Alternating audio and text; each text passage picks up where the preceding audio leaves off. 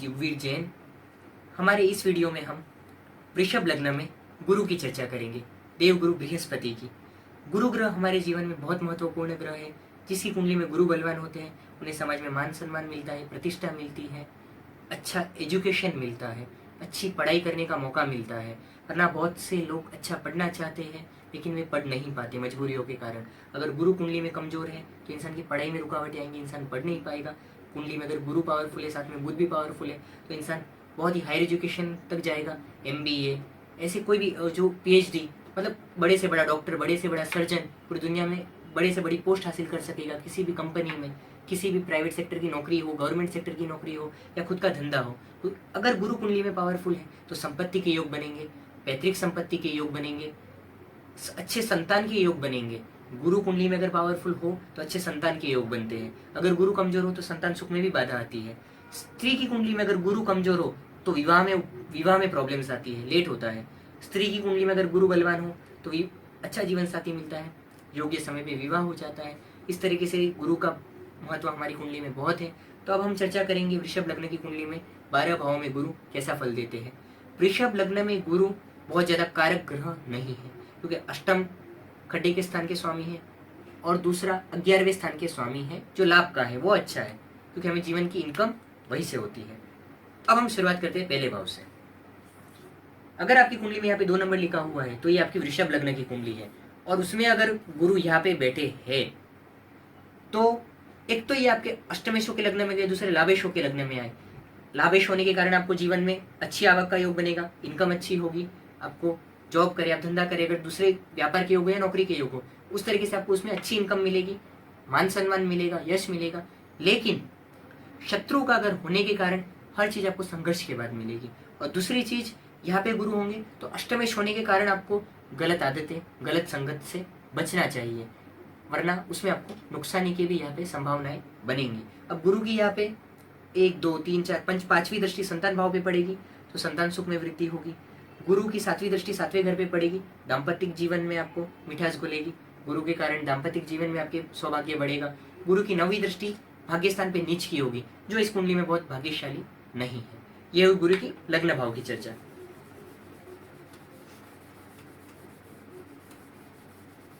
अब हम बात करते हैं गुरु की दूसरे भाव में। अगर गुरु दूसरी भाव में है वृषभ लग्न की कुंडली में, तो यहाँ पे एक तो अष्टमेश होके जाएंगे। यहाँ पे अष्टमेश होना, गुरु यहाँ पे शत्रु के घर में है। एक तो ससुराल से धन प्राप्ति के योग बनवाते हैं, ससुराल से लाभ होता है, लेकिन यहाँ पे शत्रु के घर में होने के कारण हमें चाहिए उस तरीके से लाभ में कमी आती है।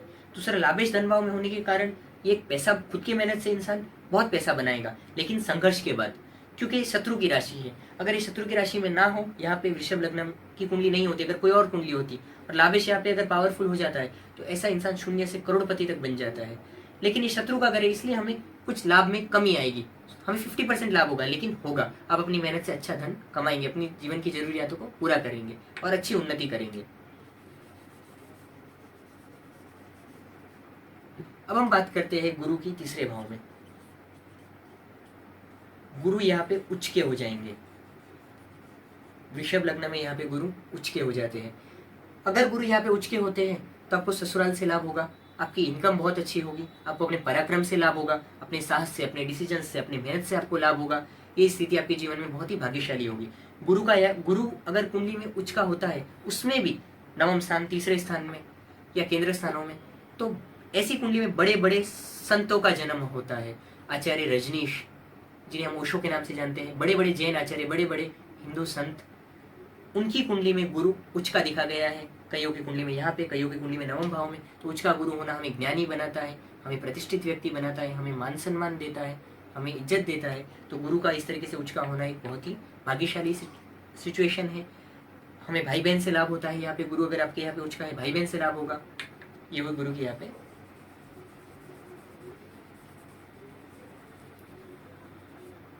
अब हम बात करते हैं गुरु की चतुर्थ भाव में। जो 5 नंबर लिखा हुआ है, यहाँ पे गुरु चतुर्थ भाव कहलाएगा। अगर गुरु यहाँ पे बैठे हैं तो यहाँ पे एक तो गुरु का होना, लाभेशों के केंद्र में, इनकम अच्छी होगी, आवक अच्छी होगी, शुभ ग्रह मित्र के स्थान में, अच्छा फल भी मिलेगा, सब घर मकान के योग भी बनाएंगे। लेकिन अष्टमेश चौथे घर में होने के कारण कुछ घरेलू जीवन में कुछ मानसिक तनाव, मतभेद के योग भी ये यहाँ पे बनाएंगे, लेकिन वो बहुत ज़्यादा नहीं होगा, उसे आप ओवरकम कर सकेंगे और यहाँ पे अच्छे फलों की भी आपको अच्छी प्राप्ति होगी।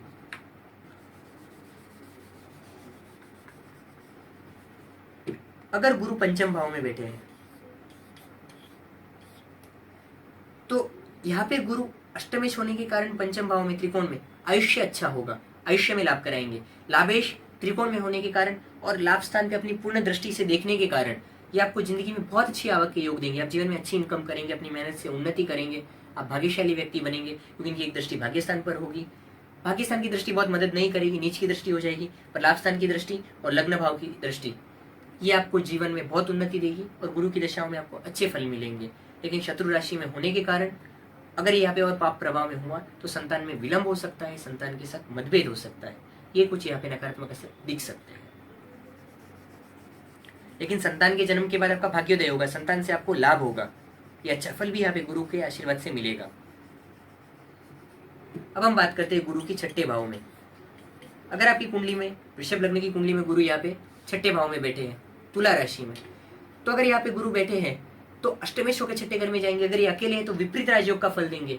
विपरीत राजयोग से आपको सफलताएं मिलेगी, सक्सेस मिलेगा, यश, धन, कीर्ति सबकी प्राप्ति होगी, लेकिन संघर्ष के बाद। और अगर यहाँ पे अगर दूसरे किसी ग्रह के साथ होंगे तो विपरीत राजयोग नहीं मिलेगा और आपको आवक में कमी आएगी। आप जो मेहनत करेंगे उसके अनुरूप आपको लाभ नहीं होगा। भले आप कितने हजार में कमा रहे हैं, कितने लाख में कमा रहे हैं, ये मायने नहीं रखता है, लेकिन आप जिस लेवल पे काम कर रहे हैं, आपका जो नॉलेज है, आपकी जो कैपेबिलिटी है, आपकी जो कैपेसिटी है, उससे आप हमेशा कम कमाएंगे अगर गुरु यहाँ पे थोड़ा भी पाप प्रभाव में होगा तो।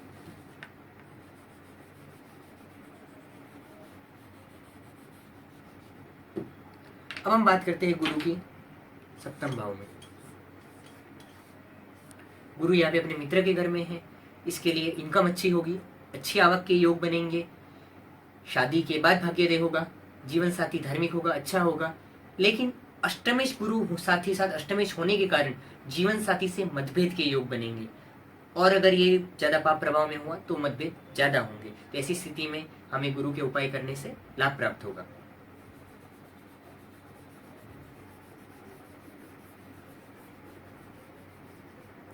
अब हम बात करते हैं अष्टमेश गुरु के अष्टम भाव में।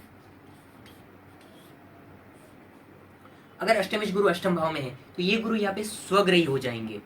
स्वग्रही गुरु का होना आपको दीर्घायुषी बनाएगा, आपका आयुष्य लंबा होगा। लाभेश स्वग्रही होने के कारण यहाँ पे अष्टम स्थान में आपको LIC है, इंश्योरेंस है, ऐसी जो कमीशन के काम है, इस तरीके से जो LIC है या किसी भी तरह के इंश्योरेंस के कामकाज है, इन चीज़ों में आपको सक्सेस, इन लाइंस में आपको अच्छा पैसा कमाने के योग बनेंगे। इसमें आपको ससुराल से धन प्राप्ति के योग बनेंगे, इसमें आपको गुप्त धन प्राप्ति के योग बनेंगे, जो अचानक लॉटरी से मिलता है, अचानक हमें बाप दादा का कहीं रखा हुआ मिल जाता है, अचानक हमें कहीं जमीन में डटा हुआ मिल जाता है, ससुराल से धन प्राप्ति का योग बनता है। तो इस तरीके से यहाँ पे गुरु का होना हमें कुछ प्लस भी देता है, क्योंकि गुरु यहाँ पे स्वग्रही है।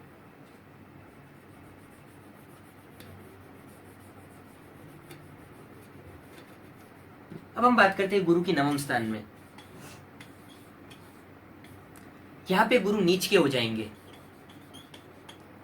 अगर गुरु नवम स्थान में बैठे हैं तो ये नीच के हो जाएंगे। ये कुंडली में खराब से खराब स्थिति है, क्योंकि गुरु का भाग्य स्थान में नीच का होना, आपके भाग्योदय में निरंतर रुकावटें आती रहेंगी। आपका भाग्योदय लेट से होगा, फिर भी संघर्ष, कुछ ना कुछ संघर्ष चलता रहेगा। ससुराल से संबंधों में कड़वाहटें आएंगी, ससुराल से मतभेद बढ़ेगा, मन दुख होगा, आपको मेहनत के अनुरूप लाभ नहीं होगा, इनकम में असर होगा। अब धार्मिक कार्य भी आप कुछ करना चाहेंगे तो आपको रुकावटें आएंगी। आप अगर चाहेंगे कि मैं रोज मंदिर जाके पूजा करूँ, मैं कुछ बड़ा धर्म का कार्य करूँ, तो उसमें भी आपको बहुत विलंब आएंगे और आपके जीवन में उन्नति में, सक्सेस में भी आपको बहुत रुकावटों का सामना, संघर्ष का सामना करना पड़ेगा। अगर गुरु की ऐसी स्थिति है तो गुरु के आपको उपाय करने चाहिए, जप, तप, दान, रत्न, इस तरीके से गुरु के सारे उपाय आपको जरूर करने चाहिए। तो उससे आपकी नकारात्मक असर खत्म होकर आपको जीवन में अच्छे फलों की प्राप्ति होगी।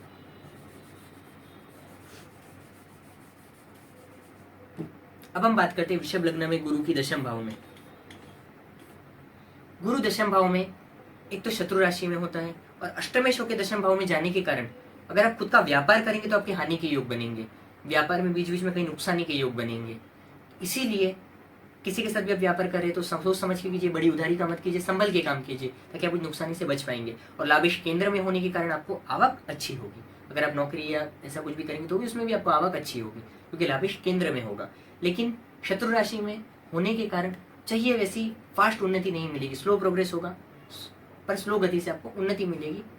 और यहाँ पे गुरु का होना, एक तो चतुर्थ भाव पे दृष्टि करेगा तो घर मकान माता के सुख में भी आपको बढ़ोतरी करेगा। ये हुई गुरु की दशम भाव में बात। अब हम बात करते हैं गुरु की 11वें घर में। वृषभ लग्न की कुंडली में सबसे अच्छी स्थिति है गुरु के लिए ये, क्योंकि गुरु यहाँ पे लाभ स्थान में स्वग्रही हो जाने से उनका अशुभ प्रभाव यहाँ पे हमें मिलता नहीं है, बल्कि सारे शुभ प्रभाव ही मिलते हैं। यहाँ पे गुरु स्वग्रही होने से हमें पुष्कर योग बनेगा, बहुत अच्छी आवक का योग होगा हमारे जीवन में। अच्छी आवक के कारण हमारे जीवन की सारी इच्छाएं पूरी होगी, धन संपत्ति प्रॉपर्टी सब सुख हमें जीवन में मिलेगा। अच्छे संतान होंगे, संतान से लाभ मिलेगा हमें। इस तरीके से हमें जीवन में अनेक प्रकार के सुख यहाँ पे गुरु के कारण मिलेंगे। यहाँ पे गुरु का होना एक वरदान जैसा होगा वृषभ लग्न की कुंडली में। हमें पैतृक संपत्ति की प्राप्ति होगी, हमें ससुराल से धन की प्राप्ति होगी। हमें यहाँ पे अष्टमेश भी होने के कारण बहुत अच्छा योग होगा। सोने चांदी के काम में आपको लाभ मिलेगा, क्योंकि गुरु सोने का कारक है, गोल्ड के कारक है, ज्वेलर्स के धंधे में आपको लाभ होगा, पीली चीजों में आपको फायदा होगा। आप किसी भी और लाइन में भी अगर आप करेंगे तो आपको बड़ा उच्च ओहदा मिलेगा, उच्च पोस्ट मिलेगी, बड़े अधिकारियों से आपका अच्छे संबंध होंगे। तो यहाँ पे गुरु का होना आपको हर तरीके से आपके लिए, गुरु की दशा, गुरु की अंतरदशा, गुरु का अच्छा गोचर आपको बहुत भाग्यशाली पदोन्नति कराने वाला होगा।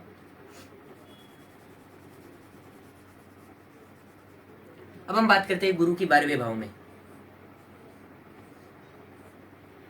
वृषभ लग्न की कुंडली में 12वें घर में अगर गुरु जाते हैं तो अष्टमेश होने के कारण ये विपरीत राजयोग देंगे। लाभेश होकर मित्र के घर में गए, विदेश से लाभ होगा।